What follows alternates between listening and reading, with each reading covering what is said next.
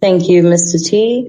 Dr. Survé, I see that you are back and we can indeed begin. Before we discuss our first topic, the reversal of transformation, I think that the human factor is quite important when dealing with so-called celebrities, public figures, people who are well known to us on that type of level. We don't get to engage in a space such as this whereby we are actually able to engage with the human. So before we begin, I'd like you to briefly just tell us how you're feeling on a day-to-day level, what is happening and how it may be channeling through your sponsors, employees, NGOs. Could you give us a brief outline as to what a day in the life of looks like? Hi, Kaji. Hi, Surve, and listeners. Firstly, I want to say thank you very much for inviting me to be on your show. It's a real honor and a real pleasure. I'm sitting facing the mountain, the southernmost part of the African continent in Cape Town, and I always say I draw, great inspiration from the mountain. If I may just say, I was listening to your opening anthem, and it brought back, sobering memories of our struggle for liberation. And as we enter 30 years, almost next year, into our democracy and freedom, it's so appropriate. Your anthem is so appropriate. We sang that during the struggle. It is so, along with the original anthem, the freedom struggle. But 30 years later, we're almost back to square one. And we're back at the point where, freedom in a very different way is becoming even more important today. So in a way, together, all of us together, your listeners, myself, yourself, we are seeing what's happening in front of us, which is a fundamental curtailment of our freedoms. And of course, in a small way, I'm perhaps one of the public figures, along with, those with me that work with me, my colleagues, my friends, my family, that are challenging this attempt to take away our freedom. And it has an enormous cost on oneself. Personally, it is very difficult, very challenging, very tiring. It's exhausting on our employees, my colleagues, who have to deal with continuous attacks, one of which, of course, is the banking. It's exhausting on, our associates, our customers, our suppliers. It's exhausting on our friends. It's exhausting on the NGOs that we support. So overall, this is not an easy struggle. It's easy. It's not an easy mantle to bear. And in a way, one really sometimes has to reflect and say, is it worth it? Can you fight the system? Because the system is so powerful. And in a way, I want to perhaps say we can, but it's not me that must fight the system. Part of the reason why I'm, on your show today is to get South Africans, black and white, from all parts of our country to start believing in themselves and to start, fighting for their fundamental rights, and to believe that it is possible, as we reach 30 years of our liberation, of our freedom, to actually demand, those rights once again. It's sad, of course, that we have to go through this process 30 years later. But at the end of the day, it is real. In my life today, I wish one could focus on the things which I love, which is family, which is business, entrepreneurship, making a difference, poverty reduction programs, philanthropy. But at the moment, it's not. A lot of it is about dealing with, banking issues, attempts by the banks to silence us. It's about dealing with business issues, concerted attempt, life-threatening issues as well, negative media. I mean, more than almost 3,500 articles have been written by our detractors. So I wish, I could have a very different day, but it's very intense. It's very stressful. But what can we do? We have to, if we want real liberation, we have to sacrifice and we have to pay the price. And sometimes some of us have to be courageous and some of us have to lead. My colleagues in my office, my family office have sort of created a logo which says, be brave, be courageous, be bold, just be. And in a way, it's so simple, but so important that we have to lead, as difficult as it is. I don't live an ordinary day anymore because most of my time is spent dealing with lawyers, with business challenges, with difficulties, demoralized employees, 8,500 of them. People are really concerned about their lives. So the system is very cruel. The system is very brutal. And I guess why they come at me in this way is that if they can make an example of me, nobody is going to challenge those that are against transformation and against our fundamental freedom. So in a nutshell, it's challenging, Kajil. It's very difficult. It's very stressful. But we soldier on because ultimately that is what Tata Madiba and others, have taught us to do. Thank you, Doctor. Before we delve into the reversal of transformation, I'd like to ask, has your definition of freedom changed pre- and post-apartheid? In a way, people of my generation, and it sounds very old, but people of my generation, we were guided by the Freedom Charter. And the Freedom Charter was all-encompassing.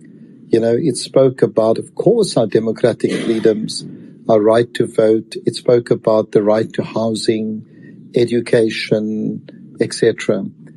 The right to a job, perhaps, the right to employment. Today, I think because of technology, because of social media, because of the, system and the world that we live in, our freedoms have, in a way, been curtailed that we don't even know it. So, yes, the answer is absolutely yes. It's expanded to include the right to own our own narrative, the right to have our side of the story heard, the right to exist in many ways is what the freedom encapsulates today. In some ways, during the apartheid years, it was easy because it was the apartheid government with institutionalized racism that was the target. And it was kind of a white or black issue, although many white people, sacrificed as well during the struggle, as long with, of course, black people during the days of the struggle. However, today it's different because the faces that, are against our freedom are no longer necessarily about color. Those faces could be both black and white. Of course, they could be in support of each other. And so it is not easy to identify what it is that we're up against.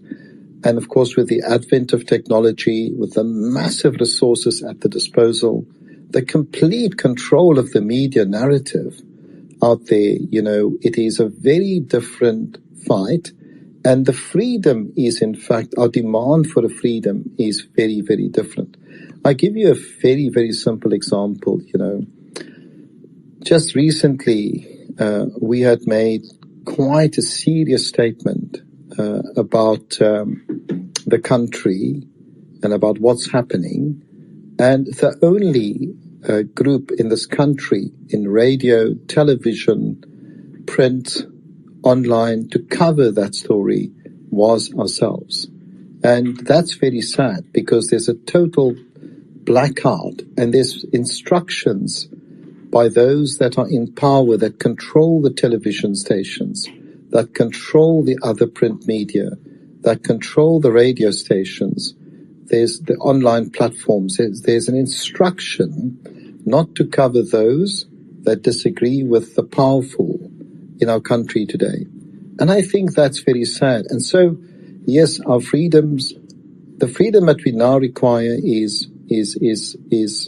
different also in one other respect. We almost have to reprogram our brains to actually demand the freedom today, because it's so easy to be, deceived into thinking that we have freedom simply because we have the right to vote.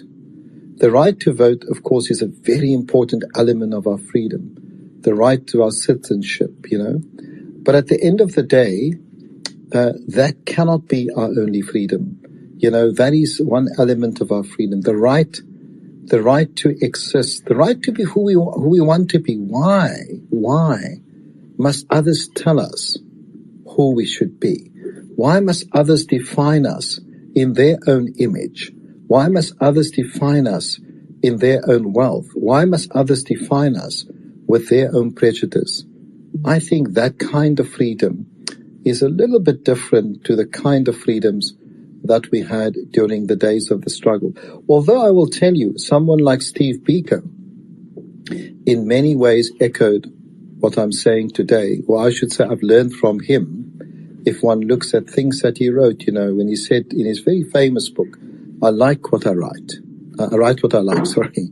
I write what I like. And I think in a way, when he was talking about black consciousness, he was not talking about, being anti-white. Far from it. He was talking about, being conscious of who you are, being black or white, and having the right to have your own identity, your right to exist, the right to think, the right to be human, after all. So yes, the freedom is much, much broader today. And then there's the other issue. Freedom today is also linked inextricably to 7 or 8 other areas of our lives. That includes, transformation, social justice, technology, transparency, accountability, making sure there's inclusive growth, making sure that we respect one another. That's an important freedom. Respect for women, respect for each other, respect for young children. And I've got 4 dogs, respect for animals as well. So these are fundamental freedoms, and I think people's right to have decent housing hasn't changed. That freedom is constant. The right to be able to have employment. 70% of our young people in this country today have no employment. The right to be educated if you're gifted, if you have the knowledge skills.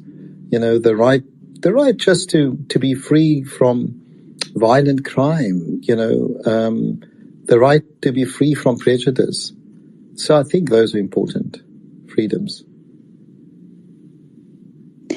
Doctor, it may sound like a bit of an ignorant question, but I think one would like to ask, if you are facing all of these difficulties, and in most cases, absolute atrocities, why continue to keep fighting the fight? Why continue carrying on your, let's refer to it as a legacy? Why continue to strive to do what you do? Kaji, the easiest thing to do is to give up. The easiest thing is to live the life that they want me to live, which is to play golf, have private jets, have boats, have Ferraris. Or maybe they want me to leave the country. They want me to be silent. They want me to not be a nuisance to them. Of course, that's the easiest thing. And sometimes I do think about it, because I think of the effect of all of this, on my family, my friends, my employees. But there's something at the concrete level important to fight for. First of all, we employ 8,500 people in our organization with more than 40,000 dependents. We've promoted hundreds of empowerment entrepreneurs and organizations. We have a legacy, we have a right to exist. But importantly, somebody has to stand up. Now, sometimes I say in a flippant manner, I'm really stupid to be, in a way, at the forefront of this fight. I think I must have my head read to be taking on the system in the way I do. I stand to lose a lot. I have lost a lot, both materially and in friends and family. But I'm stubborn. I grew up with Mandela. I was part of the generation with him. I knew him. Govan Beki, Amit Katrada, many, many heroes of mine in the struggle. And I looked at what they went through. Of course, they went through physical imprisonment. Many others went into exile. And I think about it and I say to myself, is it being true to oneself if you fought the struggle for liberation and freedom before 94 to simply drop that struggle today because others are making it extremely difficult to achieve those very noble objectives of our struggle? And I come back to that over and over again. Just recently, for example, I took out some old photographs of Mandela and myself and a few other people, and I put it sort of on an old dining room table in my office. And one of my colleagues said to me, "Oh, but it looks so ugly the way it's set out over there. Should put it up on the wall." But the reason why I put it there, which they don't know, and they're hearing this for the first time on your show, even though they said to me it should be somewhere else, is because when I enter my office and I walk past that table, with my heroes like Madiba that I was close to and others, and as I walk, even if it's fleetingly for a few seconds, I remember their struggles and those moments where they inspired me and many thousands and tens of thousands like me to carry the mantle forward for real economic liberation. I think that, that is our duty. It's a heavy duty to carry, Kajal, and I think you're one of the first to ask me how I feel and, about all of this, and I thank you for that. But the truth is, it is a heavy duty to carry, but I carry it with all of you and with your listeners, black and white, all of us who are freedom-loving South Africans and Africans who want to see a different future for ourselves. I think at the end of the day, we really should be supporting each other. That is. I don't see my journey as my journey. I see it as our journey. I don't see myself as a leader of such a journey at all. I see myself as being, one of the people that's part of this journey, like you, and Surve, and many others. I see, your conversation, your starting up the Twitter Spaces again, your commitment towards an alternative narrative is what truly, makes me feel stronger. You may be in a different country in the world, different continent. Many listeners are there, but I don't feel like I'm isolated as I sit here in Cape Town, watching Table Mountain. I feel that, that mountain that's here in front of me, it's always been here. It's very steady. It has seen the emergence of humanity emerging out of South Africa and Africa into the rest of the world, because that's where we all came from, 250,000 to 125,000 years ago. So I draw in the inspiration of all of you and all of our forefathers and foremothers and those who are strong to be able to fight the song. As your anthem said, your anthem was beautiful. You know, it is so, it shall be, we shall overcome. That was the meaning of that anthem in the days of our struggle, and it is so relevant today.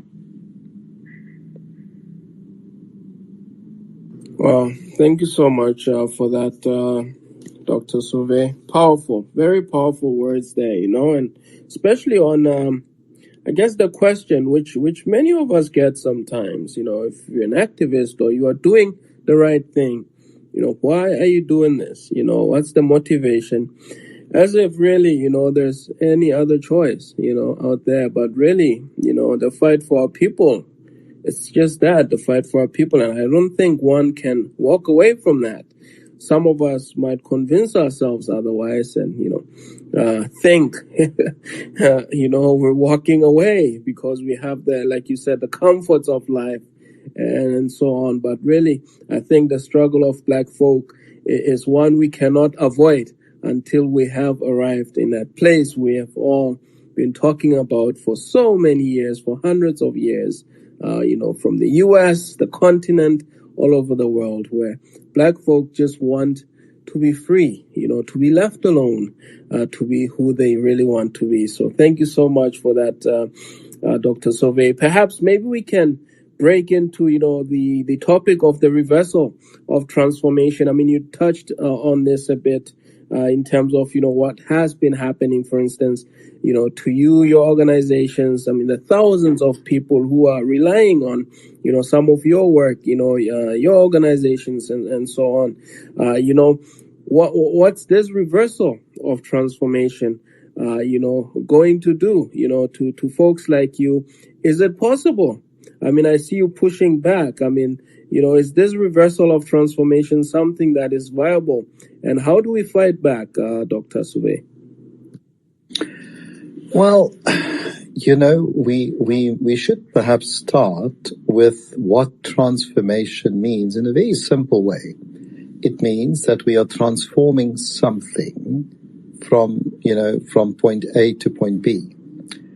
In the first few decades of us as a liberated country, we had hoped to transform the ownership of the economy to be held by, you know, the majority of the population. It doesn't mean that white people cannot participate in the economy, but you can't have a situation where almost 30 years into our democracy, you know, the economy has less than a 10% black participation on, when we talk about scale. If you take the JSE, for example, you know, less than 3%. So apartheid was, you know, difficult in that it made it impossible for black people to participate in the macroeconomy. So one of the key transformative objectives was the importance of ensuring that the economy is transformed to be more inclusive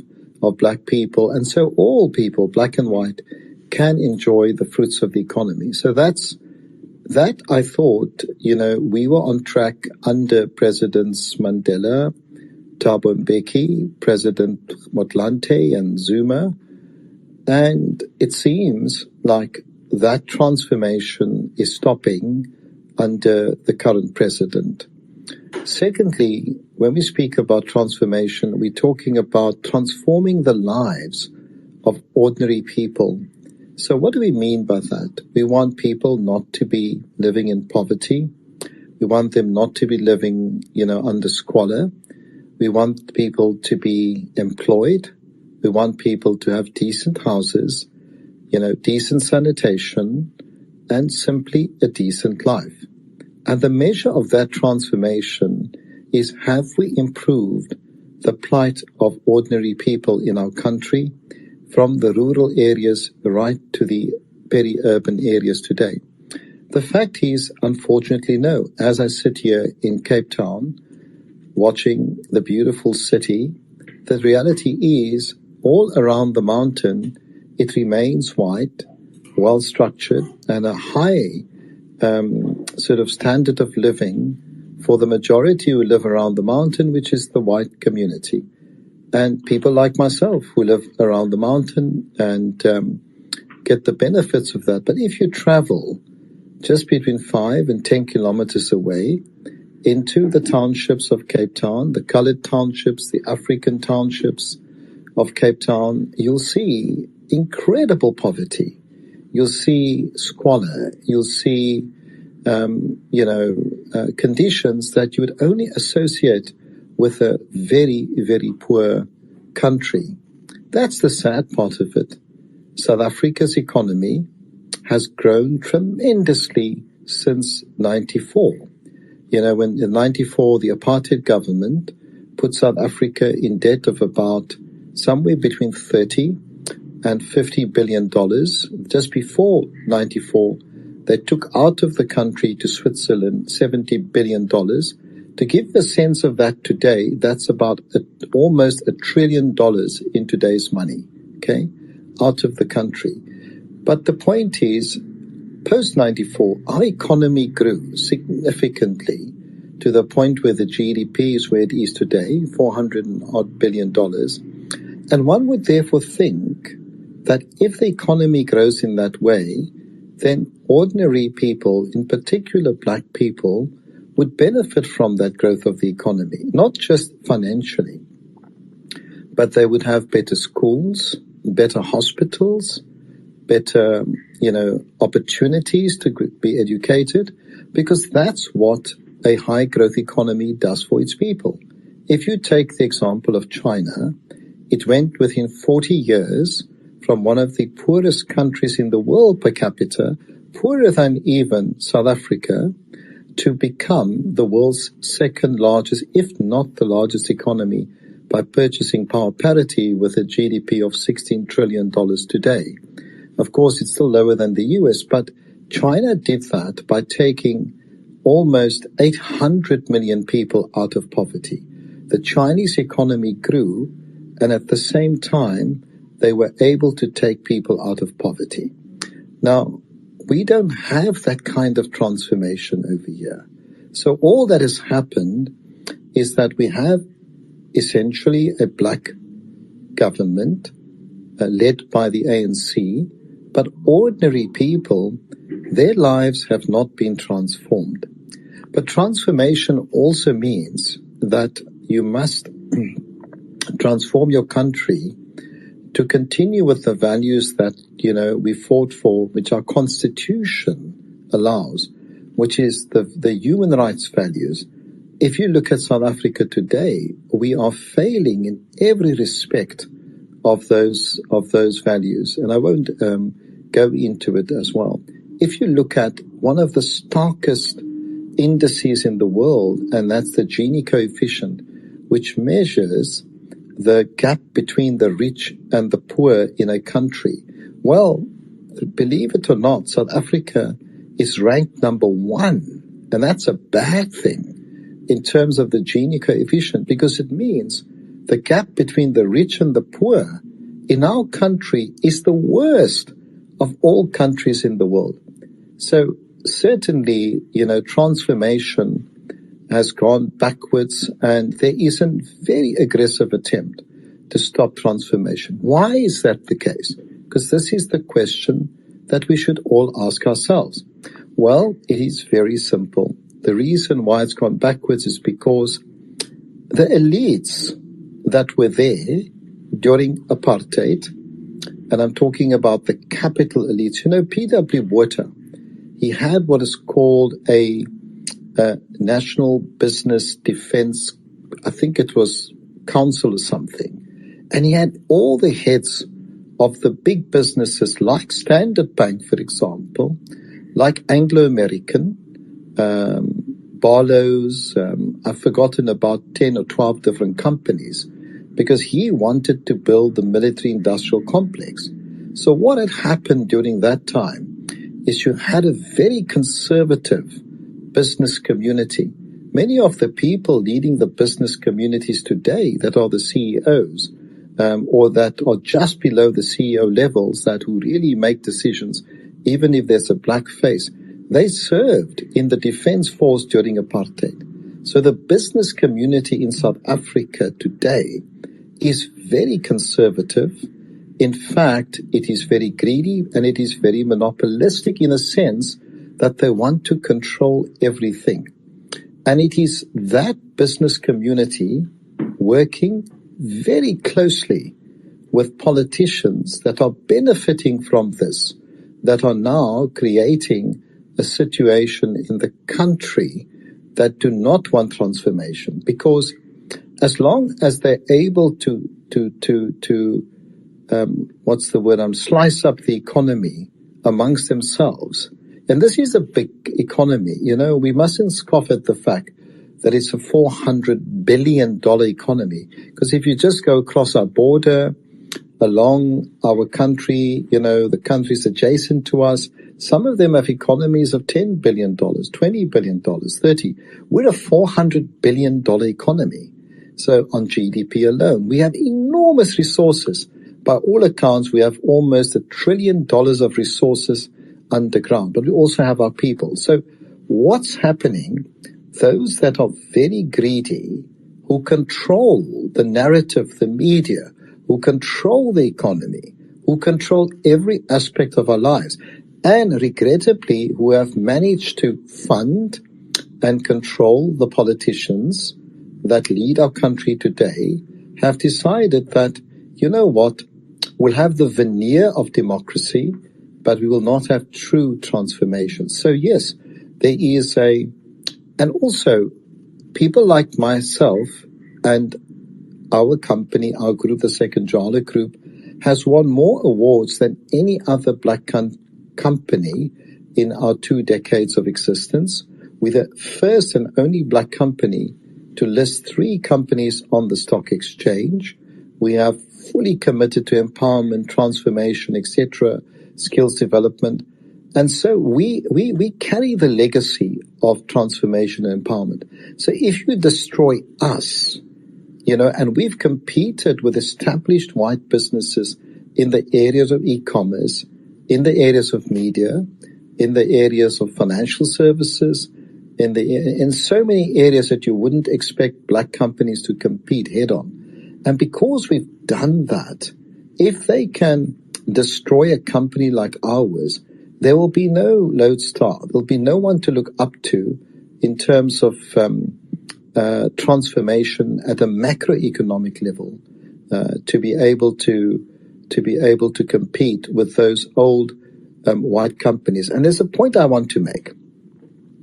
It's very important to understand that the majority of white people today are not benefiting from the greed of these massive corporates, because both black and white people are being stung by high interest rates, by banks that don't give them support, by the cost of living, high school costs, etc. This is not a struggle only for black people. Of course, it's a struggle that majority affects the black people who are the poorest and the most unemployed in this country.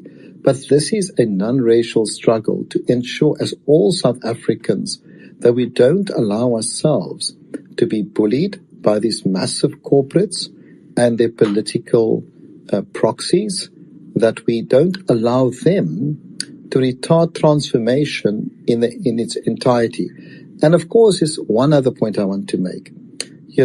During apartheid, white South Africans were, in a way, either victims or complicit themselves of the process. So they too needed transformation psychologically to understand that black people are human. They're academics, they're professionals, they're artists, they're sports people, and that we no longer need to have this artificial separation based stupidly on skin color between black and white.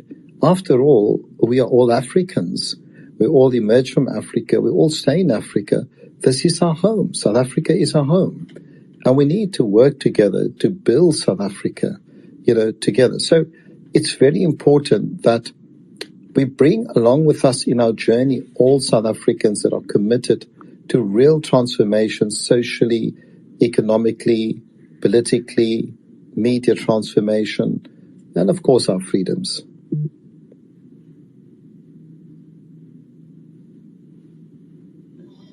Dr. Iqbal, could you please elaborate or touch on any of these external forces attempting to stop your current workings within the reversal of transformation? We've sadly had to ask Advocate Mkwebana the same question not so long ago.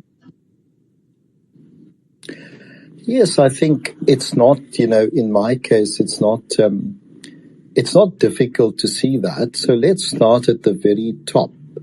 Well, the very top of the chain are large capital formations. These are 5 or 6 families that, well, during apartheid it was 5 or 6 families. Today it is about 8 to 10 families, all of whom are white, who control the economy of South Africa. And of course, I will show you how they are able to then launch attacks on people like myself. Well, what they do in the first instance is they fund the politicians, and the politicians become their proxies for them. And once they've managed to get the politicians in power, those politicians are then beholden to them, and those politicians can do whatever they want to do. So what's the next thing that they do? Well, the politicians appoint commissions. Now, commissions of inquiry are just that. They are appointed by the president of the country. And they're not courts of law, as has recently been proven in a case that we were involved in. People came to these commissions and spoke a lot of nonsense at the behest of the commissioners who were appointed by the politicians. But when they were asked to confirm that in a court of law, they absolutely reversed their position, because commissions, you are not cross-examined by all accounts. You can say what you want to say. Commissions have been used through the ages, like in McCarthyism. Hearings and commissions are used to really smear your political and business and other opponents. So the first thing is capital appoints the politicians, or make sure they get appointed, their preferences. Secondly, the politicians appoint commissions. But capital also does something else. Capital makes sure they control all of the media. And so in South Africa, in the media space, if you take the large media, in terms of television, we know that SABC is controlled. Let's just say it's a government entity. There are many independent people at SABC. But let's take Newsroom Africa. Well, it's owned and controlled completely by Naspers. Naspers was the media arm of the apartheid state. I'm not saying that. They said it themselves. Their editors sat in the cabinet of the various apartheid prime ministers and presidents. And they had to apologize for that themselves. So they tried to apologize. So Naspers also owns MultiChoice, right? So they determine who's on their channels.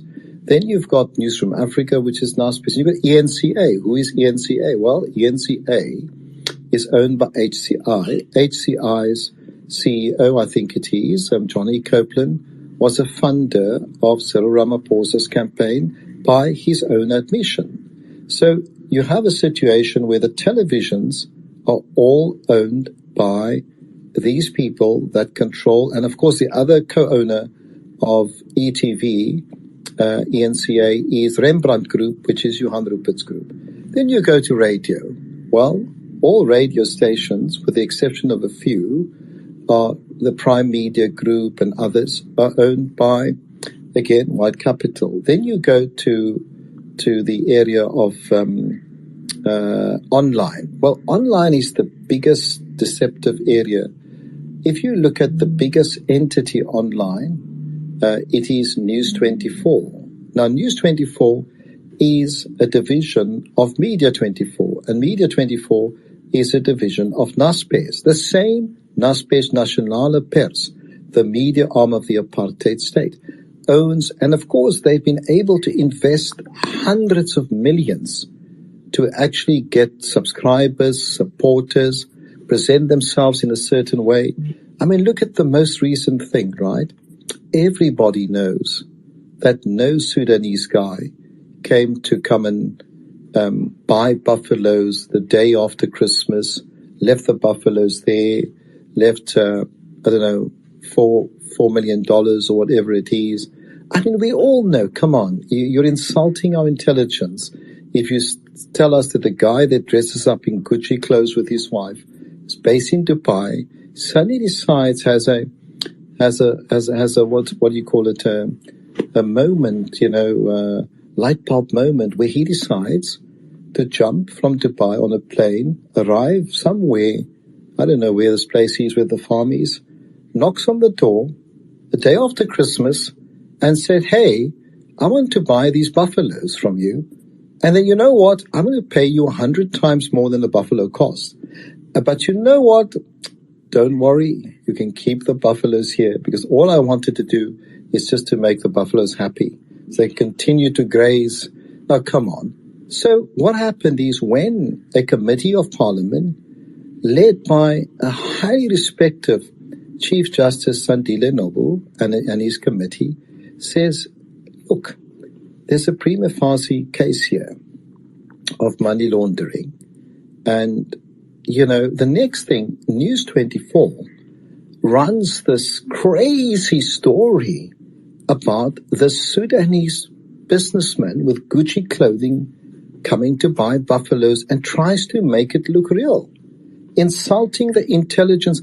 I mean, can you just believe how improbable it sounds when I'm telling you the story? Think about it, right? Yet, the way the propaganda arm of News 24 works is they do just that. They do it to me. I may have nothing to do with something. They'll put my photograph there. They'll use headlines. The story may be completely different. Of course, they've got entire teams on me and my organization and the group.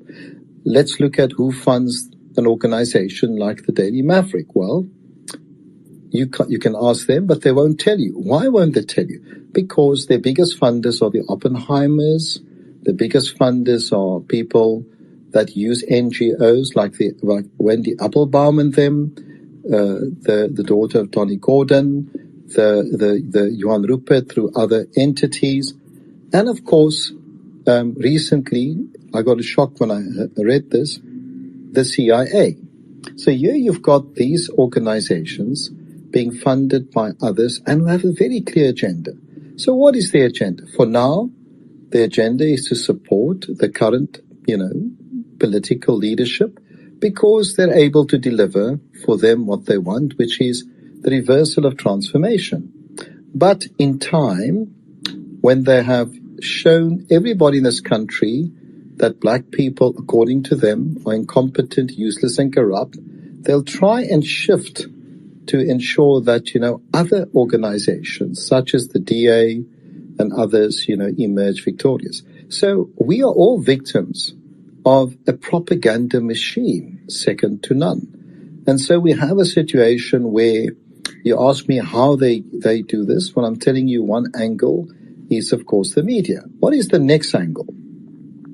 In our case, we're one of the first black companies to have 3 public companies on the Johannesburg Stock Exchange. We have been there since 1999. In fact, I was the youngest CEO on the Johannesburg Stock Exchange in 1999. I'll admit I didn't know too much about business then, but, we then subsequently listed other companies. We had to delist recently one of our companies because they've used the JSE to target us. They stopped us listing South Africa's first unicorn. And I mean, the JSE has sent us more than 500 letters, keeping our executives busy, harassing us, talking nonsense about us, giving us public censures, all determined to destroy us. Then, of course, they use regulators. Who do they use? Well, they use the FSCA against us. Then they use the SIPC against us. Then recently, I've never even heard of this.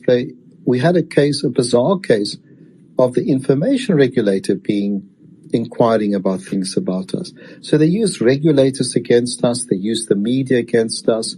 They use politicians against us. They use capital, of course. Now, they tried everything. They tried commissions. They tried to smear us. When that didn't work, the instruction was given to the banks. So this is quite interesting because one of the CEO of the banks, had a private conversation with me, and he said, listen, man, just make peace with the guys on top. Go to Stellenbosch and go and, kiss the ring.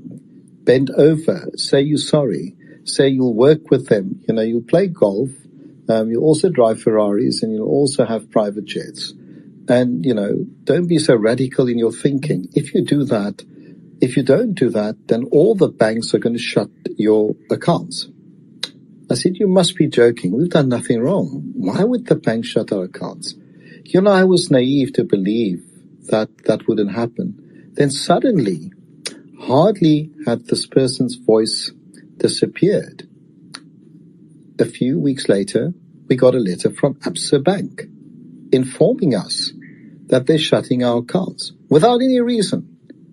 Then, I should tell you, when we took them to court, they said the reason is all the negative media articles. Excuse me, who writes those negative media articles? Our detractors. Oh, who funds them? Absa Bank. Who sponsors them? Absa Bank. And then when their due date had come for the accounts to close, almost like clockwork, Investec starts. When their due date comes, almost like clockwork, if in sequence. They all worked in sequence with each other. And of course, we took them to the Competition Commission to investigate them, because even Nedbank, when we threatened to sue Nedbank, and we said, you're saying certain things about us, which is not true. Then they wrote back to us and said, no, Dr. Survé, we don't accuse you of money laundering, corruption, this or that. In fact, we know you're not corrupt. We know this. But you know what? We have a right to close your account. And you know what? Because you're in the media all the time, because what they're really saying, you're in the media for the wrong reasons. You see, you should not be fighting for the rights of ordinary South Africans, for black South Africans, for transformation, for empowerment. Just enjoy your wealth and be one of us. If you're one of us, we'll forgive you, man. You have all this wealth, Why don't you just be one of us? Come on, come into the club. But I'm a bit like Groucho Marx, who said once famously, I don't want to be in a club that wants me as a member, So I'm kind of like that because, I have and I say this quite publicly, and maybe that's why I have no rich friends. I don't have any, what's the word I'm looking for? Love for the rich, if I can say that. I love the poor. I came from a poor background.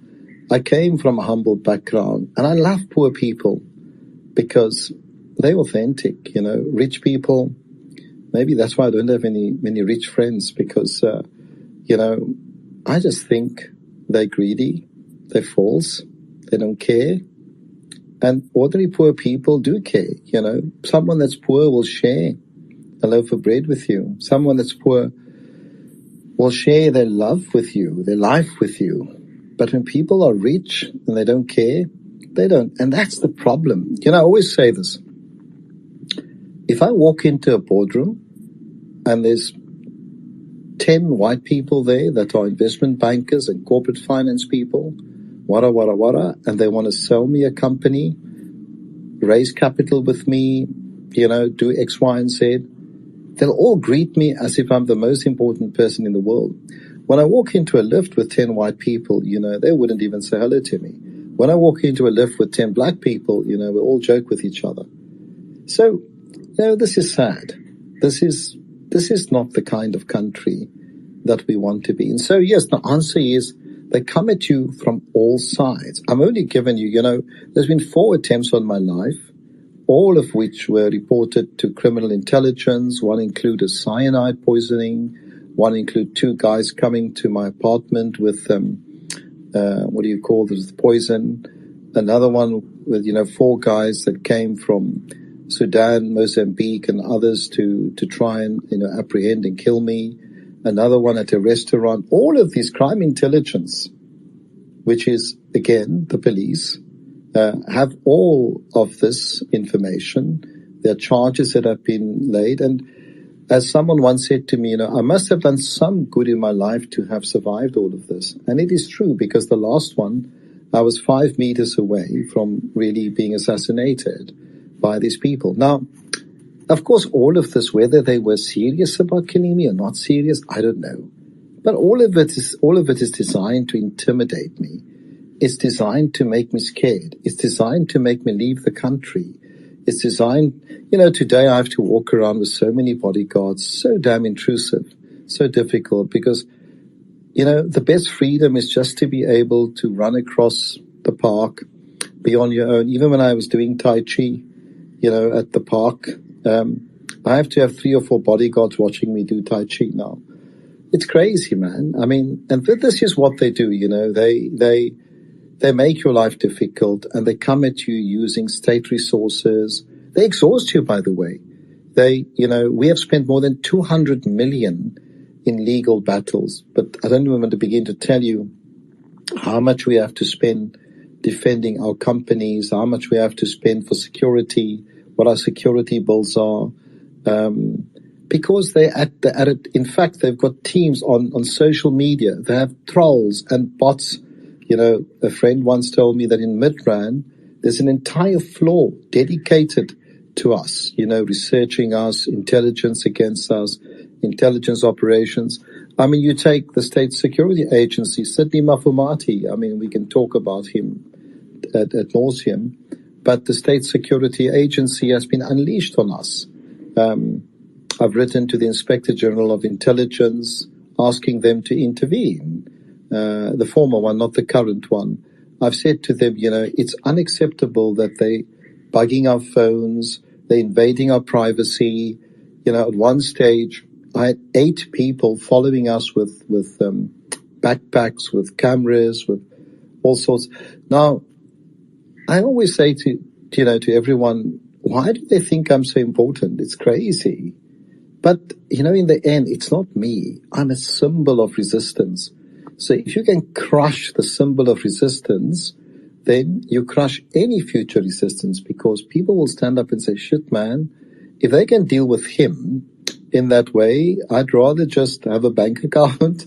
I'd rather be able to do and live a normal life, I'm not going to take on the system. These guys are crazy. So anyway, I hope I've given you just a little bit of a glimpse of what we're up against, and what one has to be aware of all the time. And of course, don't forget about the businesses. They cancel our contracts, they make it impossible for us to do business out there, they sabotage us, and I can go on and tell you in every possible way, how they do things against us. No, thanks, Dr. Survé, for really letting us into the, this life that you've been living. I mean, it's it's heartbreaking. It's quite disturbing to see you go through this, and we really appreciate you sharing with us. Perhaps maybe we can touch on the courts too for a bit there, Dr. Survé, before we bring a few speakers up, because I know you've got to bounce soon. Maybe if you can just, if you have any thoughts on our court system. I mean, we've heard people saying, what, our courts have been so predictable now. They're no longer really serving, the purpose that they were meant to serve. Would you agree with that? Our courts predictable, captured perhaps? Look, I always want to start from this point of view, that the vast majority of people in our judiciary are decent, honest people who apply the law.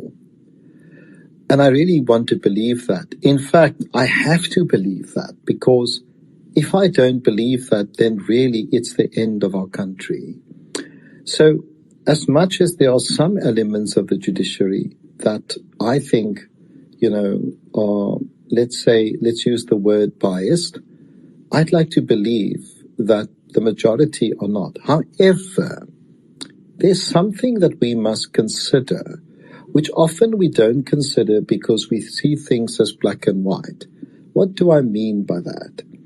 You see, the judiciary themselves are human. Judges are human like you and me. Judges also read newspapers and online publications. Judges also read books. And judges also listen to gossip. Now, of course, they too are influenced by what they read. They too are influenced by, what they see on television, on radio, on News 24 and other publications.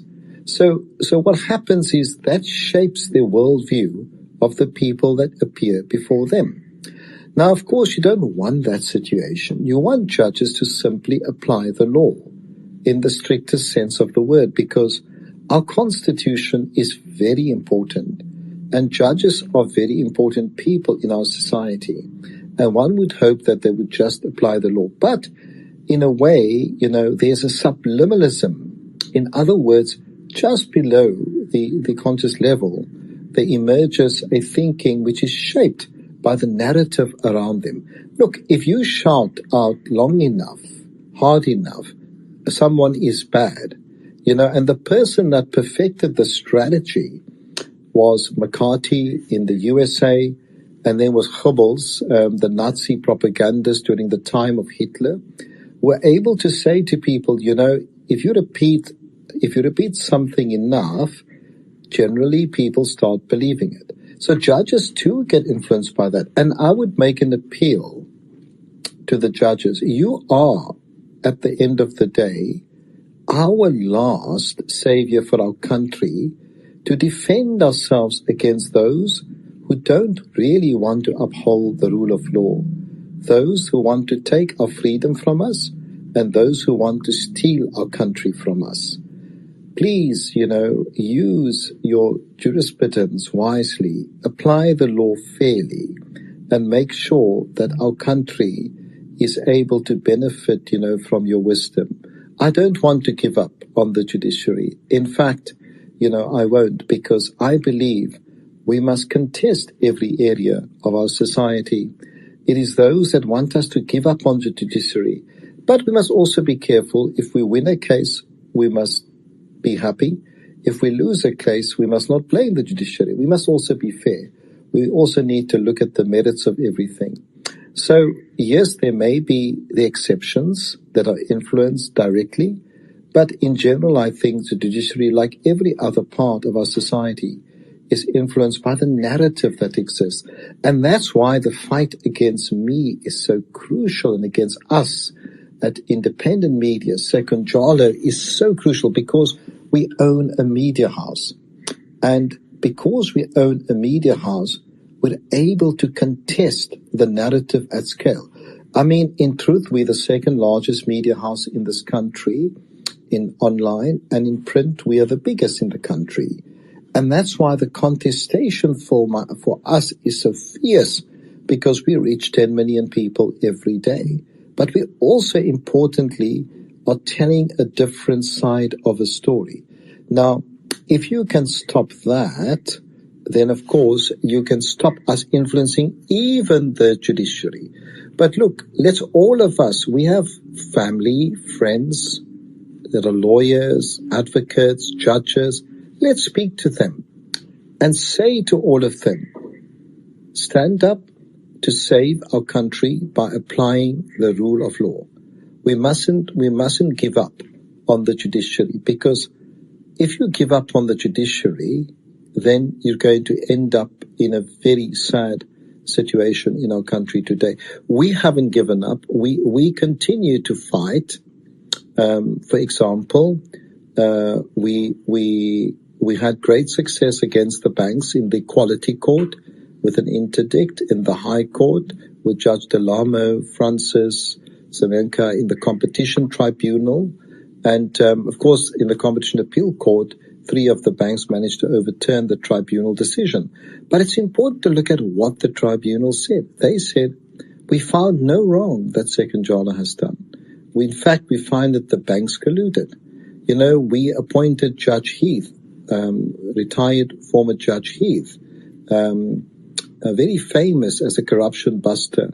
And he ends his massive report on the group of after 6 months of interviews, investigation, to say what is seen is the gravest injustice to myself and Sekunjalo committed by the politicians, by the media and the banks. And this is Justice Heath, who actually, I'm happy to provide people with a copy of that report. So we continue to believe in our justice system, in the judiciary, and I sincerely hope that it doesn't fail us. Dr. Iqbal, thank you for that submission. I see that we have a few speakers who would like to engage with you, and I'm happy that Madam PP, you are one of them. Good evening to you, Madam, and welcome. Thank you for joining us in the space, and I'm happy to hear your thoughts. Thank you, Kajal, Mr. T, everyone on the spaces. I couldn't miss to listen to Dr. Iqbal. And I was just listening, and Mr. T just requested me to speak. But Doctor, I just want to say, keep fighting. You are not only doing it for yourself, but you are doing it for the generations to come. And indeed, you are holding a very strategic industry, or you are controlling a very strategic industry.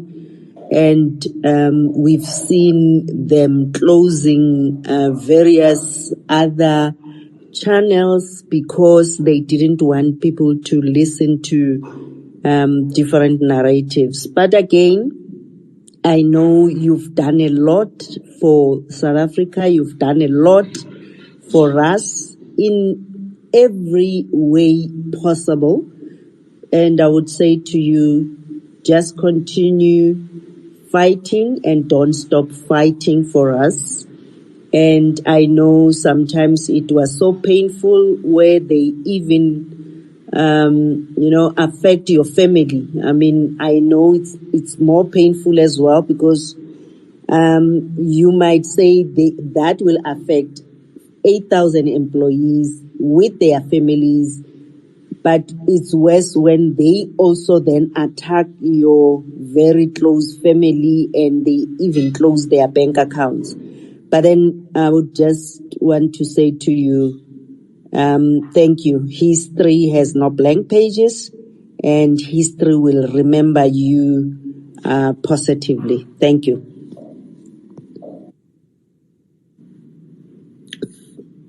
Thank you, PP. I really appreciate that. I know that you've gone through some very serious struggles, and I also want to wish you well, in your very difficult journey. But you did remind me, yes, it is true that my 83-year-old mother's bank account was closed after she had banked with a bank. They eventually, they threatened to close it, I should say. And when we objected on her behalf, they kept it open. But yes, she's 83, and the idea is to terrorize those that are close to me, my family, my friends, my associates, just by simply saying, if you're close to him, we will close your bank accounts. And the people that make these decisions are the middle management risk committee guys who are almost exclusively white in the banks that dominate this country. And just to give you some context as well on that point, the five or six banks in this country have more than 5 trillion in assets, and they make up 90% of the asset base of the economy, of the banking sector, 90%.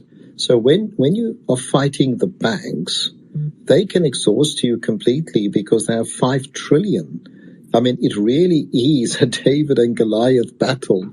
No matter how wealthy we are, and, I'm a shareholder of Tesla, for example, one of the early shareholders of Tesla.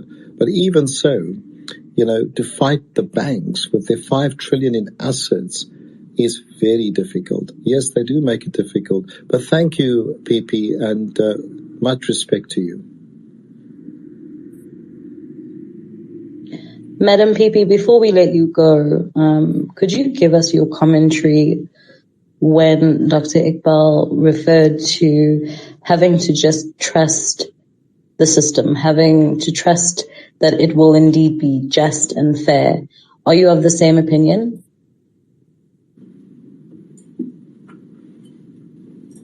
Oh, Kajal, oh, you guys. I wanted to Kaji, I listen told you to she's Dr. still Surve. PP. I She's still think, PP. How could I not ask? you know, I hear what Dr. Surve is saying, and indeed, I mean, remember, I've gone back to court several times, and you've been asking, but the very same courts are hell-bent to deal with you the way they're dealing with you. I mean, one is facing all the opposition or persecution from all these arms of the state, the judiciary. But I would say, and I agree with Dr. Surve, some in the judiciary, not all of them are the same. And the executive and now the legislature. But then things will come all right. I am confident. I mean, South Africa is our country. We don't have any other country where we would go like others who have multiple citizenship. So I think one day things will come all right. And hence, continuing to go back to court over and over, on the one hand is to just try to expose the system further. But on the other hand, I'm hopeful that sanity will prevail one day. But that's what I would say. And thank you so much for giving me the opportunity, but let me give others an opportunity. And today it's about Dr. Surve. Thank you. Thank you very much, Madam PP. And as always, we enjoy you being with us. Mr. T, who is our next speaker? We've got Tawang. Tawang, are you with us? And just a reminder for everyone, we're shutting down soon at the top of the hour. So if you want to engage with Dr. Survé, please do request bottom left. We'll close soon. Tawang Dumel. Dumela ntate, dumela bana beso molweni, absheni, goeienaand. Ophetse weso. Ach, go hopotse, I miss you, my brother. It's been a long time. Back. I am back. Dr. Hi, Kajal. Survé brought me back. To our guest, good evening, Dr. Iqbal Survé. Hope I'm pronouncing your name, your first name and your second name correctly. But you're my hero. One amongst them, you are my hero. I'd like to ask you a question, Mr. Survé, Dr. Survé. I believe you have foundations. I've been following you, in fact, ever since, reading a lot from your media prints and so on.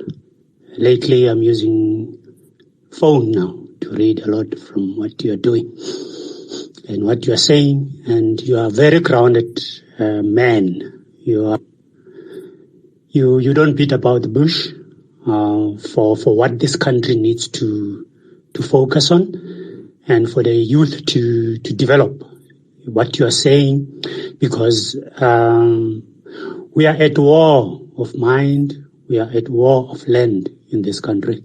All what they do to you is to make sure that the black youth doesn't emerge, and the white youth that is progressive doesn't have to listen to you as well. But my interest is what I've noticed that media companies are powerful. Why I'm asking about your foundations? Do you really invest into media studies? Like I see what Prime Media does, give free bursaries to young children that are doing media, and even NGOs that are giving trainings on media. Because I know few children that are attending Vega University. Vega is a private university in South Africa. Yeah, it's an international one. I say Prime Media is funding those children that are going there. And I'm asking myself now that if I can ask you if you do that, because we have media guys that are very good guys like Sizolo. He's here with us. He's very good, like Mr. Tseu and many others. So if I can just hear from you if you really do that. Please, if you don't, please look at that. Your son, I see that he has graduated with MBA. You must be ahead of that. I think that will be good for the future of this country. Thank you very much. I mean, you're very kind in your words, and I really appreciate that. And yes, my son, I think, is much brighter than me in many respects. So is my daughter. But in any event, yes, we do. You know, we had a media internship program with about 60 young people that came into our various media platforms. We funded quite extensively the Media for Social Change initiative, including the Racism Stops With Me campaign, the Violence Against Women campaign, the anti-trafficking campaign. So to date, you know, we have invested tens of millions into specifically the media-focused for change and training programs. I don't think we've done enough. I think we can do more. And, you know, our foundations are involved in human rights and anti-trafficking programs against children and young women in particular. We're involved in extensive bursary programs for health people, in particular the poorest people from the rural and peri-urban areas. The music, more than 200 schools, you know, black schools predominantly, they can't afford music teachers and instruments and arts and culture. And then, of course, internationally, you know, we were involved with children's rights movement, also fighting social injustice and impunity in the world. So, yeah, so we've, you know, I think we recently put out a statement that we've spent more than $100 million in funding these programs over the years. You know, our family's approach has always been never to talk about it, because we don't believe that you must advertise what you do simply because you must just do it and you must get on with it. But of course, by not speaking about it, you know, it's given our detractors an opportunity to portray us very differently. So recently you may therefore find that we're, you know, informing the public. We have a website which you can look at called Surve Philanthropies. You know, there are altogether about 8 foundations in the areas of music, arts and culture, poverty alleviation, education, media for social change, and others, etc. Yeah. So we fund, in a way, we fund, I was laughing the other day because, you know, in 2005, President Clinton appointed me to the advisory board of governance of the Clinton Global Initiative. And one of my fellow board members who was appointed was George Soros. And I had a chuckle because, in a way, Soros is funding our detractors in South Africa today through the Open Society Foundation. And these detractors are very right-wing, very pro-establishment. And here I am, you know, funding the opposite of that. So, yeah, so I guess part of the fight against me is because, you know, I'm driving the transformation of young people. I'm driving for social justice through the various foundations. And this has angered a lot of people all over the world that I've taken up the, I'm putting my money where my mouth is in a way, funding human rights causes. So I also want to make this point. It's not just me, but my family is fully committed, for instance, into funding the anti-trafficking programs and, the sort of programs for bursaries and education, etc. Yeah, but I think we can do more. I think your question and your statement is perhaps a reminder to me and my colleagues that we must not, do little in this area of training young people to be citizen journalists in a way that they could be activist journalists for change in our country. Thank you, Doc. I appreciate a lot, and we look forward for more than just not you, but those who work with you also must invest in the social corporate responsibility that you have led. Thank you very much. Pleasure. I see that we have a few more speakers up, but of course, as you guys know, I am all about the ladies. Tafalax, I see you in our space. I was wondering when you were going to get here. Good evening. The floor is yours. Thank you very much, Kajal. Good evening to you. Good evening to Mr. T.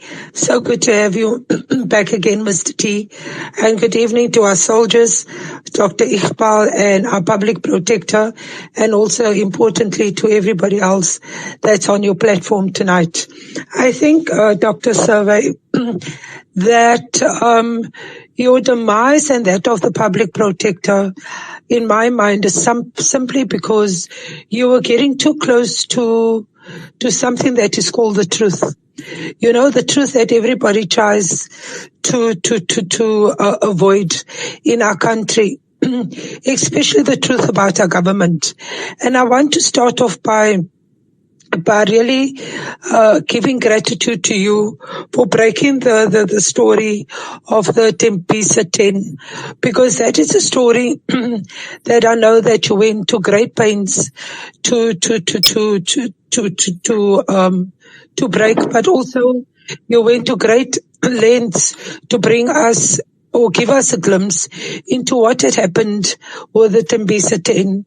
And despite, the pushback by so many, that the story should never be told, you eventually did. So I want to thank you very much for that, because as a parent, I think the worst thing is to lose a child, let alone 10 children. So I think for very many people, it really touched a very, very raw nerve. So let me express my gratitude to you for that.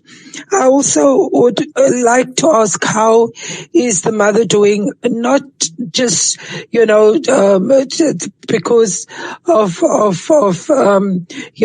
my own good, but just that to know that if she is doing well, because I know that she has to be going through the worst of times.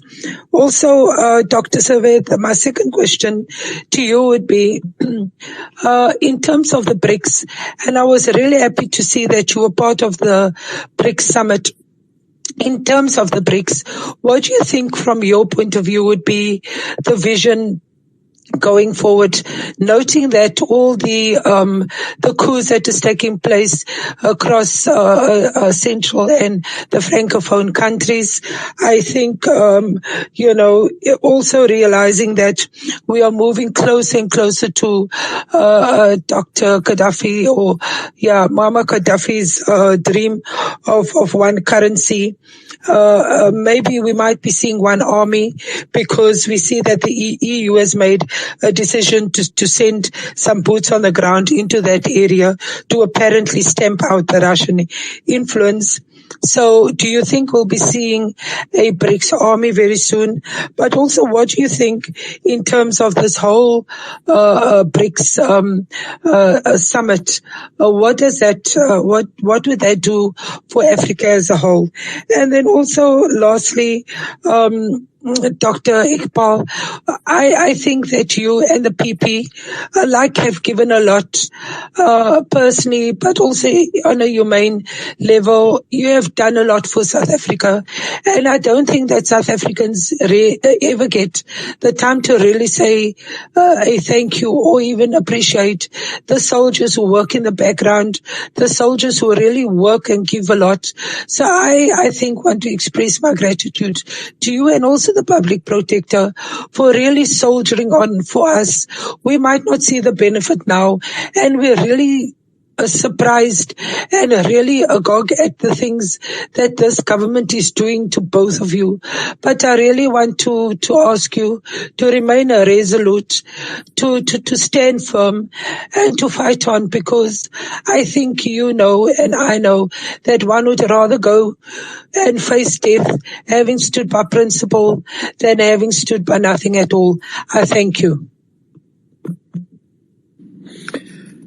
Thank you for that. I mean, and once again, thank you for your good wishes. I think I want to make a point that yes, you've singled out the PP and myself, but you know, real strength lies in all of us. All of us are the soldiers. Well, let me put it differently, because soldiers is kind of a war term. Let me say what I said at the BRICS Media Summit, which changed the entire complexity of the summit. So I was an opening speaker at the BRICS Media Summit in Sandton. I think it was a week ago, 2 weeks ago. I can't remember now. So many things have happened. And in my speech, I spoke about the importance of understanding where BRICS has come from, because I've been involved in BRICS from the very beginning. And I've been, of course, the chairman of the BRICS Business Council to ensure that South Africa benefits and Africa benefits from BRICS. But when I gave my speech, my opening speech, I said something very important. I said, you know, that BRICS is an important instrument to improve the lives of Africans. And we must start somewhere important, however, because present in the room were the Chinese, the Russians, the Brazilians. Let's call it three leftists, left of center governments, as well as the Indian government, of course, and South African government. I'm not going to put the South African government in the left category. But in any event, I said to the friends out there, you know, why are we not addressing ourselves as comrades? And everyone looked at me and I said, we are comrades, first and foremost. Why must others tell us how we should not address each other? And I explained the term comrade. You know, I said comrade started out, I think it was in the 18th or 19th century, when traders tended to trade with each other, and they tended to trust each other with their goods and receive payment in whatever form, you know, many months later, traveling by horseback, carriages, camels, etc. And so the word comrade emerged from there.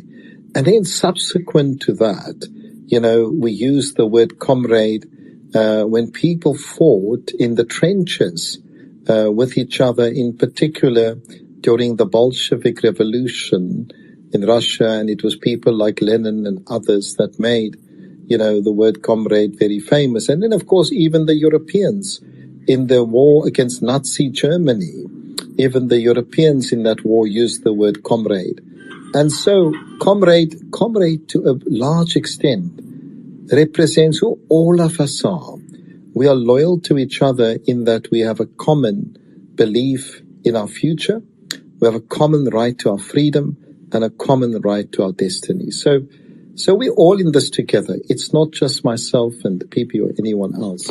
It is all of us together. And we must find strength in calling each other just that, because we are true comrades when we fight with each other in the trenches together to overcome the system which has been there. May I just say, I know you did mention our demise, but if I may quote Mark Twain, who famously said, my death has been greatly exaggerated. Of course, he was still very much alive. And so too, we are not demised, far from it. Look, those who want to destroy us and want to psychologically break us, they will try and make it seem like we are demised. We are not. Far from it. In fact, I can tell you, South Africa and its young people in particular are going to become very courageous, and they are in fact going to work together to ensure that they have their rightful freedom. And they're going to do it in a way that's going to shock the nation. It's not going to be with violence or with anything like that. It's going to be by simply asserting themselves, asserting their right to their freedom. BRICS is not new. BRICS arose through the Bandung Conference in Indonesia in 1955, and that eventually led to the group of 77 nations and to the non-aligned movement. And that group of 77 nations and non-aligned movement was something which Nelson Mandela was very passionate about, and it was led by people like the Chinese president, Premier Lee, by Fidel Castro.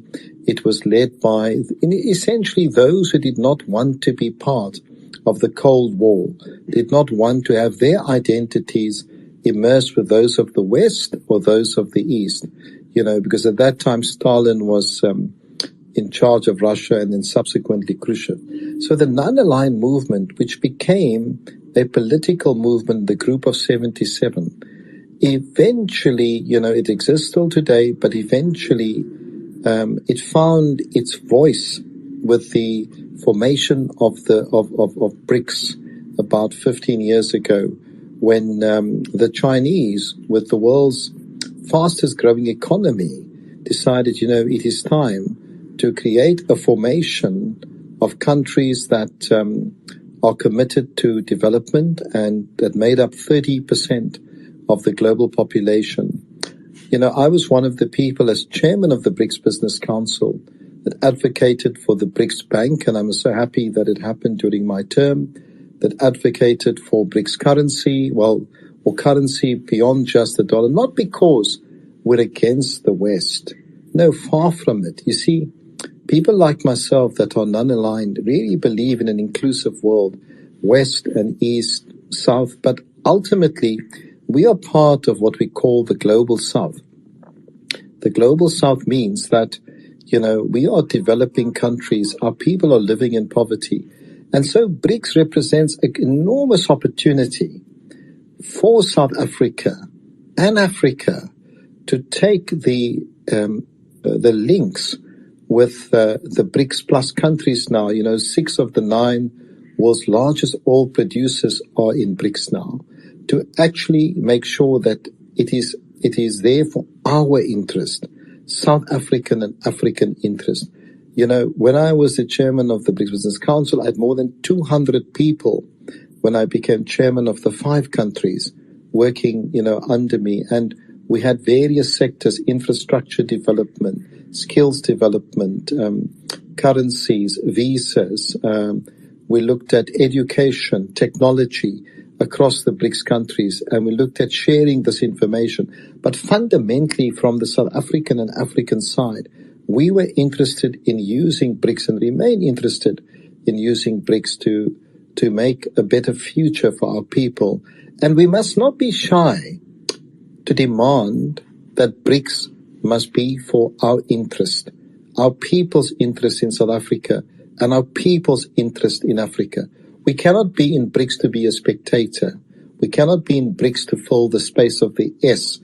Space in South Africa sounds the same with an S. We must be there in BRICS because it must bring material benefits to our people when we engage with now almost 40% of the world's population and 37% of the world's GDP. I've attended G7 meetings, G20 meetings, UN UNGA meetings, World Economic Forum, we're a member, a Davos member. But at the end of the day, right, BRICS is the most exciting opportunity that I've seen in my lifetime. And I think, we must grasp it. We must encourage our president. We must encourage our government to take BRICS seriously, because if we don't, and we start believing what others want us to believe, we're going to lose that opportunity to really bring benefit to our country. With regard to the issue of the decuplets, as you know, Peter Mpedi ran the story in the Pretoria News around the issue of the decuplet. But for me and my family, our interest is trafficking. The trafficking of babies, the trafficking of children. And, ultimately, it's poor people that suffer. It's the mothers in the hospitals whose babies are taken away from them. It's the people in the townships whose children are taken away from them.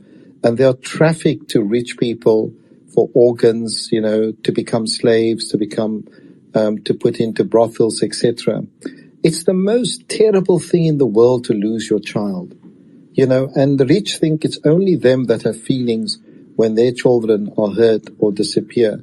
But the poor have the same feelings. And so my family and I committed substantial funds more than 15 years ago to fund the biggest anti-trafficking program in the world. And when the Peter Mpedi broke the story of the decuplets and we investigated it further, we uncovered massive trafficking of young babies and children from the hospitals, in particular in Tembisa, in Gauteng and Mpumalanga. And we were vindicated recently when the United Nations released a report showing that South Africa is one of the highest trafficking of young girls and babies in the world today. It's very sad. Of course, our detractors, because these are almost exclusively black babies, black children, black young people and women, they ignore them. Our detractors are cruel. Their worldview is shaped, by their perspective of living in rich suburbs with their friends and others. The worldview is not shaped by the hurt, the tremendous pain that a family suffers when they lose their child, through trafficking and through just because they are poor and poverty. So, yes, it is a sad chapter in our history that our detractors did not understand. But there's a great series that we published on YouTube, on the decuplets. And I would really encourage the listeners to listen to that. But the pain of trafficking, the pain of losing your child, after you've carried a child for 9 months, and then you discover in a hospital that your child is taken away, or for that matter, you've grown up with your young child and the child is, kidnapped and taken away, or you're a young girl with great hopes to be becoming a doctor, teacher, lawyer, an artist, a sports person, and then you get taken by these traffickers and put into brothels, all over the world. That is unacceptable. And we as Africans, we must stand up. We must defend the rights of our young girls, our young women, because they're our children. They are our sisters, our mothers, and they're our families.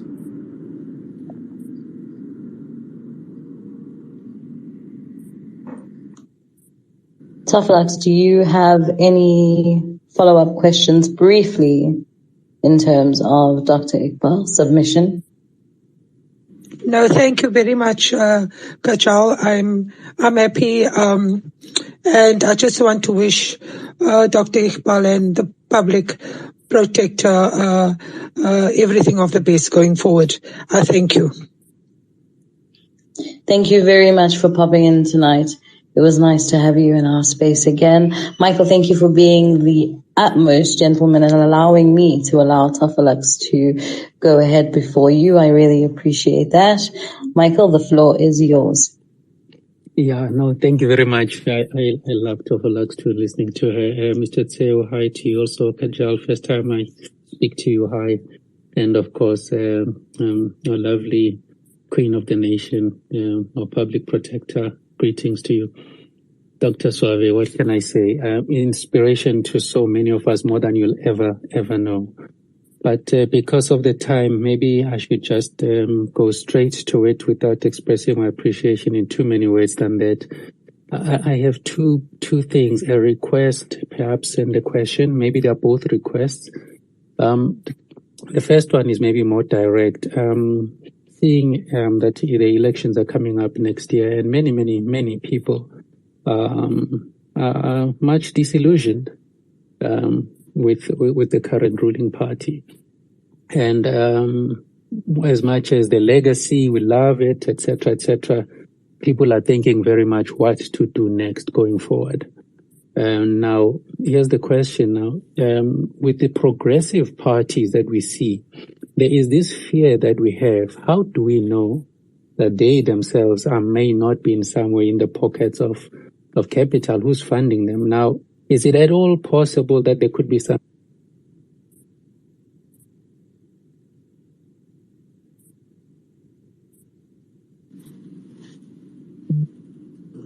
Michael, sorry, I think I muted everyone. You see, I'm so bad with spaces now. Go ahead, Michael. Apologies. Okay. All right. Sure. Fair enough. Now, I don't know where I left off, but I'll just continue anyway. I was asking that in terms of the publications, could there be some investigative work to look at the funding of these alternative, progressive, pro-black parties so that we could all have some measure of comfort, because it's clear enough that not all of us, we have so many other things to do in our lives that we are not going to be able to look into this any seriously. And I'm afraid that if the information is not out there, we may end up not considering them seriously for fear of what if they are also funded by Stellenbosch, etc. I think if that such work could be done by many journalists, it will make our work much easier. And what to decide next year. And the next thing is, as much as US is so imperial and is such a, nobody needs to litigate it in this company, I guess we know what the US does. But there is a large black community, the African American, and also other nations in America who are very much with us. And then there's also obviously within BRICS, there's India. And particularly with the African Americans and community and India, we also have this benefit of language. And the capital they have is large, and many of them are interested in also investing and expanding into South Africa, but it's not so easy because the same thing that's keeping us back is keeping them out. I wonder if through your media publications and also your organizational resources, there's anything that could be done to try and facilitate interactions, entrepreneurial interactions between these resources and us locally here, because I think it's pretty much clear that we are not going to see a local white monopoly capital investing seriously to support the next generation of independent businesses if they can't even accept that which has come up already. Those are my two questions I suggest, I think. No, thank you for that, Michael.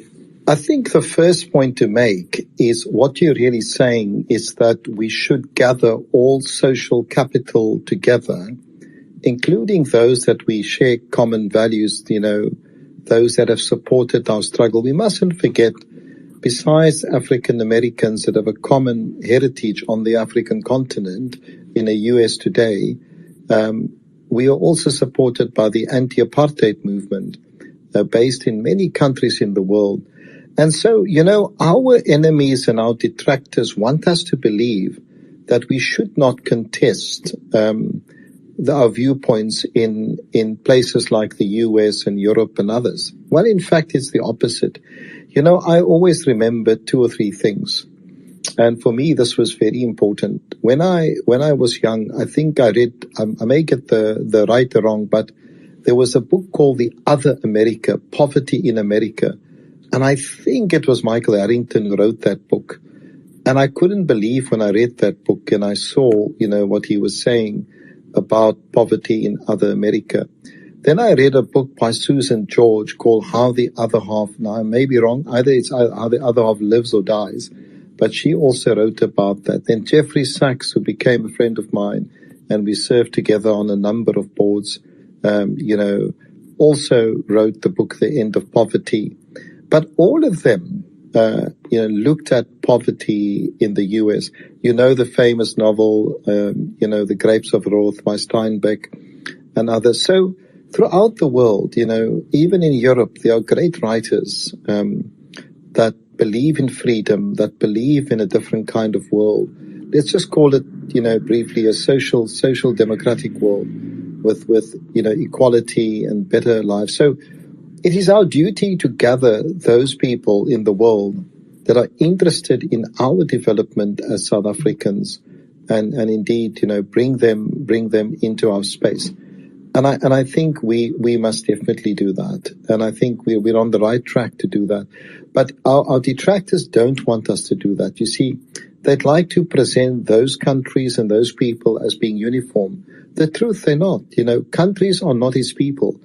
When I did my American fellowship, I had 2 medical degrees. One, my MBCHB from UCT, and then a sports science, because I was a soccer player and I love sports. But I also did my American fellowship in sports medicine.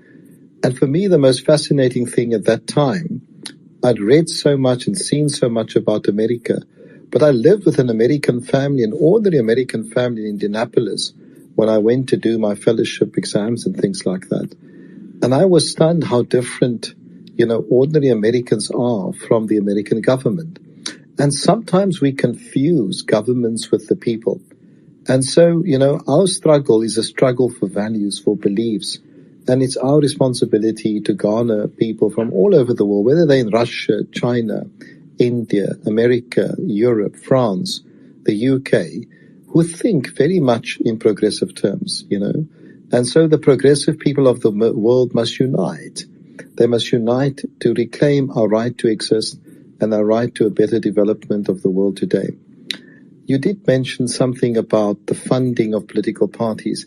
I think it's something that I hope the editor-in-chief of independent media, the editor-in-chief of our investigative unit, the Falcon, Sizwe Dlamini, is listening.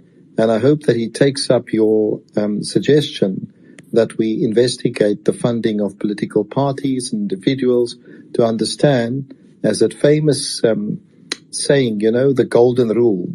He who has the gold makes all the rules. So we should make sure that. But can I give a bit of advice? As we approach the elections 30 years into our democracy, choose wisely. Firstly, make a choice.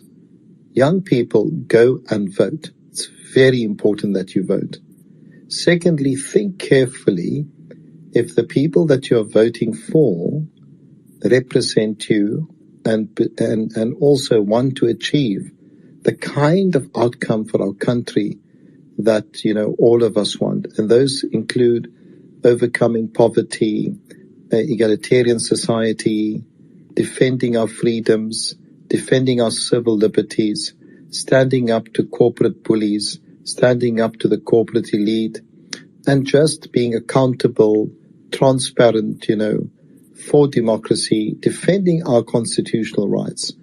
Those, if people want to bring about this change and people want to transform our country, because that's how we started the spaces, the meaning of transformation. If those people are genuinely committed towards transformation, not just in word, but in deed, then those people deserve the vote. And I want to say something in a positive way. To an extent, I guess you set the tone with your anthem because it reminded me of the days of the struggle. And those were good and difficult days. But I want you to read the poem by Seamus Heaney, the Irish poet, when he talks about, and I'm very bad at remembering the exact words, but it's something like this, when the rivers are tide of rivers flows, ultimately it always flows on the side of justice. Now, I may have said it wrong, but I'm not reading the poem. I'm just trying to remember it from memory a long time ago, because it occurred to me, you know what? We are all on the side of justice, and justice always triumphs. Lady Justice may take a long time to get us to that point, but ultimately we will triumph. And this, opportunity to engage with all of us together is one important step forward in the triumph of justice over those who offer a very different and unjust world. Well, thank you so much for those words. Very powerful words to close on, Dr. Survé. I know it is now time to shut down, but I just want to take this moment to thank you on my behalf and on Kaji's behalf, and I'm sure, I can speak on behalf of those in the space as well, and the nation at large, and those around the world listening in. We really appreciate you coming in to share with us, to open up. As you know, this is home for you, Dr. Survé. You have people by your side here because you've done incredible things for our community. And, because you are one of us, we will stand with you and be by your side as you fight through this. I would like to, going by your words, I would like to believe that, this isn't the end of it all. We will get to that place that many, like you reminded earlier on, fought very hard for us to achieve. So thank you so much, Dr. Survé, for joining us this evening. Thank you, Surve. And may I also just, one last moment say, our thoughts go out to the people that have, died in the fire in Johannesburg, in the apartment block. I mean, more than 70 people died, and let's call on all of our listeners to help those families with food and blankets, and we are certainly going to do that. And, it's poor families that have suffered with that fire. So our thoughts go out to all those people and their families at this very difficult time for them.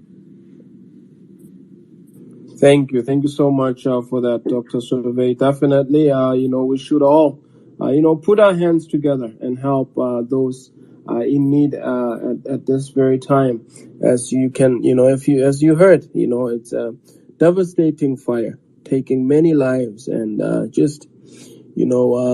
affecting so many people in that building. And of course, I shared an article at the top there about, the work that Sekunjalo is doing right now to help. So please, if you can, like Dr. Survé asked, put your hand in, whatever little you can do to contribute will be much appreciated. Thank you so much, everyone, for being with us this evening. This has been an incredible space with Dr. Survé. Many thanks to you, Kaji. I know you're taking the babies to bed now, so you can't talk, but thanks to you, co-host. Incredible, as always. Thanks to Dr. Survé's team, who have been helping us put this together, as well as those in the space and beyond. We thank you so very much for taking the time to listen in. Real, developments, real things that are happening on the ground, things we don't usually hear about, all here in the space. So thank you for joining us. And as Dr. Survé said, you know what? We can fight the system, but real liberation, his words, real liberation, means, there is a price to pay. So the question here is, are we willing to pay that price? If we really want that real liberation we've all been, fighting and waiting for, I think, this is one of the big messages I want to take away from tonight. Tofolax reminded us, I think it was Tofolax who said, getting close to the truth will have them, close in on you, right? Which is what's happening with Dr. Survé now. And the question will be, when that happens, who is by his side? When we look back historically, generations ahead of us, when they study this time, they would like to see who was there by his side when he went through these difficult times, not just fighting for himself and his family, but for many of us as well. So thank you very much, Dr. Survé, for really being with us. As you said, you are merely a symbol of resistance. They can crush you, if they want, right? And everyone else. But is there an objective here? Yes, I think there is. And the objective is to make sure that freedom we heard, Dr. Survé talk to when we began the space, That's the place we want to be. Real freedom, not these beautiful things we see on TV and read about. We need to really see what freedom can truly be. Freedom meaning, having those rights we fought really hard for, seen to be, real rights on the ground, actualized, realized. And I don't think we're there yet. All the things we are seeing and are being told now are just, sand in our eyes. We need to get to that place where it's all real. So thank you so much, everyone, for being with us. I wish you all a very good evening. And wherever you are in this wonderful world, I wish you a very good time. And please do reconnect. I'm sure Kaji will be talking to me soon about, doing other spaces. So thank you and have a very good evening in South Africa. Take care. Good night to listeners. Good night and good luck. Thank you so much, Dr. Survé.